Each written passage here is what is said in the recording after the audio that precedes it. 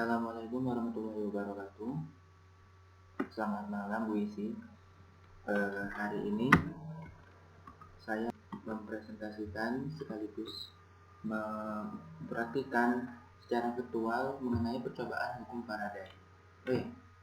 Nama saya Farhan Maesa Dewa, absen 11 dari kelas 12 IPA. Yang pertama saya akan menjelaskan pertama ini bunyi dari hukum Faraday. Bunyinya itu adalah besarnya GGL induksi yang timbul antara ujung-ujung kumparan flux magnetik yang dilingkupi oleh kumparan tersebut. GGL induksi itu adalah beda potensial yang timbul akibat adanya perpotongan antara garis-garis gaya magnet dengan kawat kumparan selonida. Perpotongan garis-garis gaya magnet dengan kawat kumparan menimbulkan adanya sumber arus yang menghasilkan arus induksi. Lalu arus induksi menghasilkan sumber tegangan yang menimbulkan GGL induksi. Dengan kata lain, definisi lain, daya gerak listrik induksi adalah timbulnya daya gerak listrik di dalam kumparan yang mencakup sejumlah flux garis gaya medan magnetik, bila mana banyaknya flux garis gaya itu divariasi. Ini adalah rumusnya, nanti akan berkaitan dengan praktikumnya. Di sini ada tujuan pengamatan dan peralatan percobaan. Tujuan pengamatan yang pertama itu membuktikan terjadinya induksi elektromagnetik berdasarkan konsep hukum Faraday. Yang kedua adalah untuk mengetahui apa saja yang mempengaruhi besarnya GGL induksi yang timbul. Untuk peralatan percobaannya, yang pertama itu ada galvanometer, kumparan liliten kawat selonida, lampu, magnet batang, dan kabel. Berikut ini adalah langkah-langkah percobaan hukum Faraday. Bisa dibaca sendiri ya. Selanjutnya ini adalah hasil percobaan. Untuk itu kita akan ke praktikumnya. Yang tabel pengamatan ini ada di dalam laporan. Yang pertama adalah tabel pengamatan untuk membuktikan pengaruh jaraknya garis khayal medan magnet. Maksudnya adalah garis-garis medan magnet ini. Apakah jaraknya ini itu mempengaruhi indikator dari cahaya lampu dan galvanometernya. Kita coba untuk yang jarak dekat atau garis khayal medan magnetnya ini banyak yang mengenai kumparan. Ini dekat ya. Ketika dekat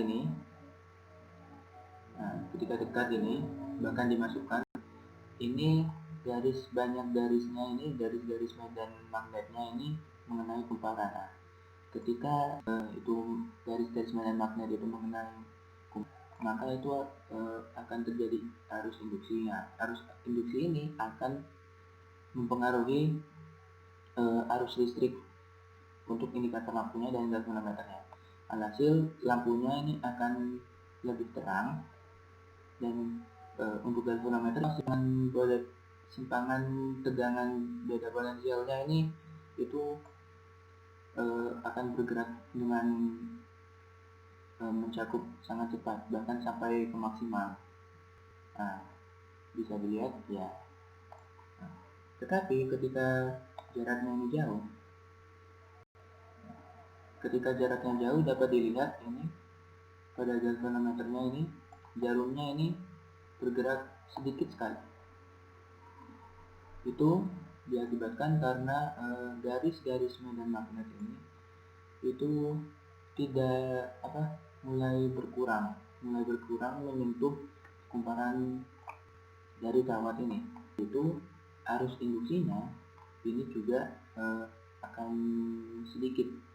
Hasil juga arus listrik yang mengalir pada indikator lampu ini juga akan sedikit. Itu yang membuat lampunya ini bisa dilihat menjadi lebih redup.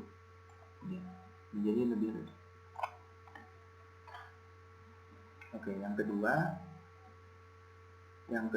ini adalah pembuktian pengaruh jumlah lilitan. Untuk itu kita memakai dua kumparan. Yang pertama adalah untuk 2 lilitan dan 4 lilitan. Yang pertama untuk 2 lilitan, yang kedua untuk 4 lilitan. Untuk yang pertama kita coba.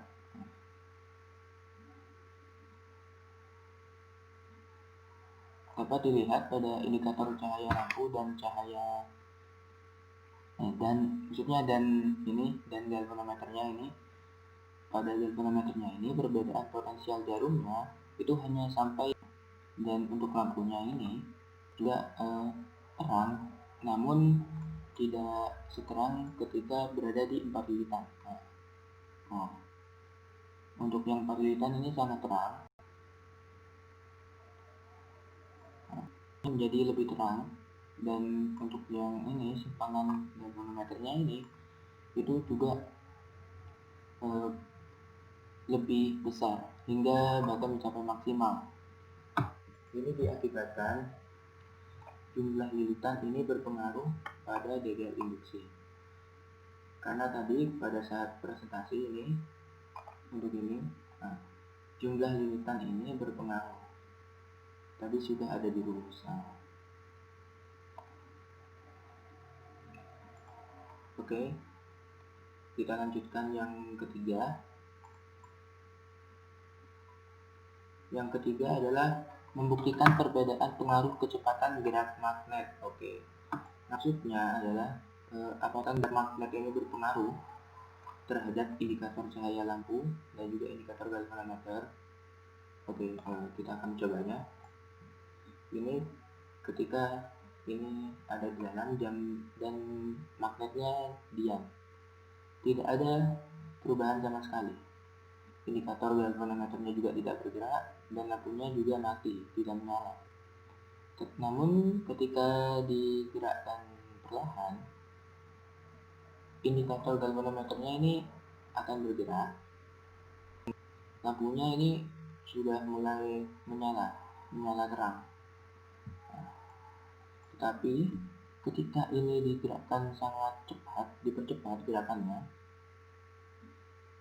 dapat dilihat pada indikator galvanometernya ini simpangannya ini jauh lebih cepat juga, bahkan sampai maksimal. Dan juga pada lampu ini menyala lebih terang, menyala sangat terang.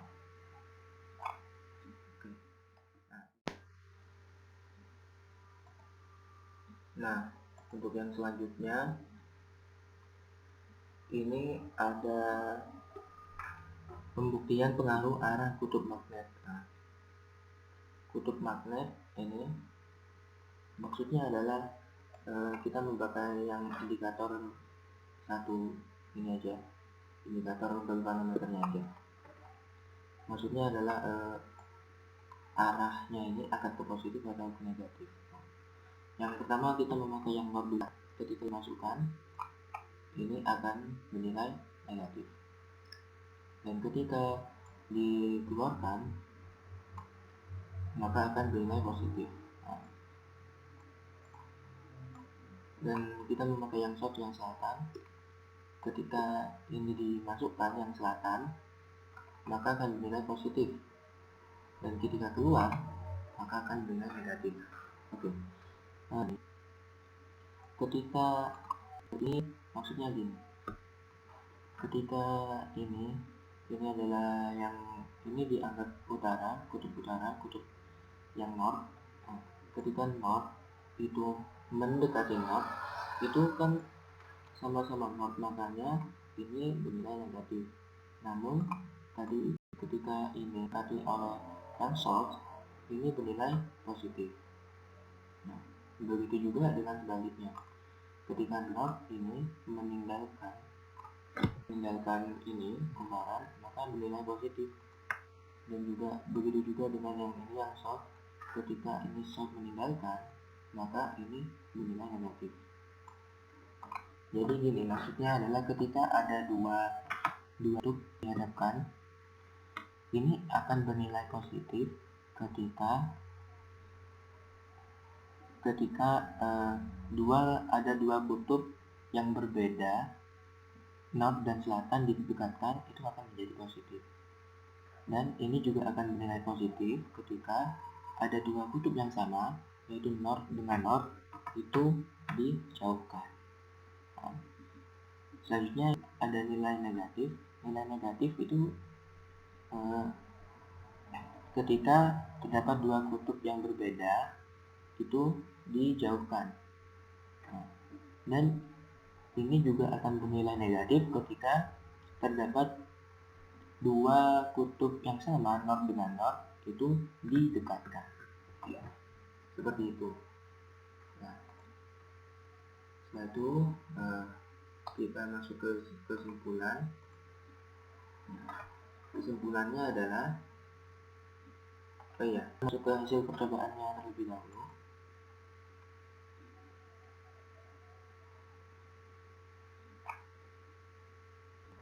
Jadi untuk hasil percobaannya seperti ini. Jadi untuk hasil percobaannya, yang pertama tadi itu pembuktian pengaruh jaraknya garis sayang medan magnet. Yang kedua membuktikan pengaruh jumlah lilitan.